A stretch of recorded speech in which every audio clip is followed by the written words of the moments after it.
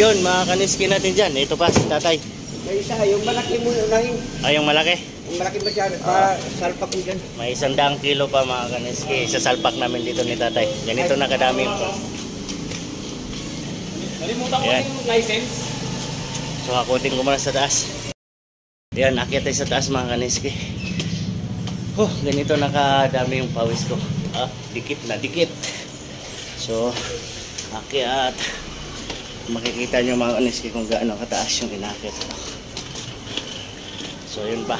Isang malaking bandil na yan. So, dito, mahakot sa taas. Ayan, kung makikita nyo yung mga bahay sa baba. Ayan. So, dito ko hinakot. Sheesh. Hilain ko na lang to. Hilain ko na, hindi ko napapasanin. Bababa naman eh.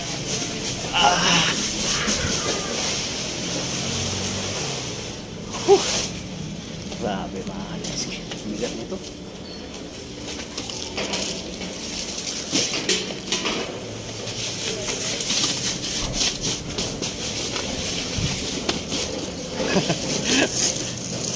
Kasya tay? Kasya yan.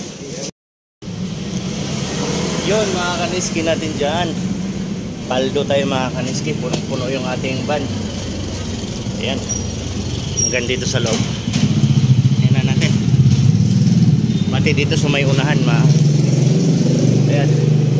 Punong-puno. Doon na lang. Walang naman yung sa aking upuan. Grabe yung pawis ko, mga kaniski. Dikit na sa katawan ko yung damit ko. So, maraming salamat, mga kaniski. Maraming salamat kay Lord at madami tayong blessing ngayong Lunes, Monday.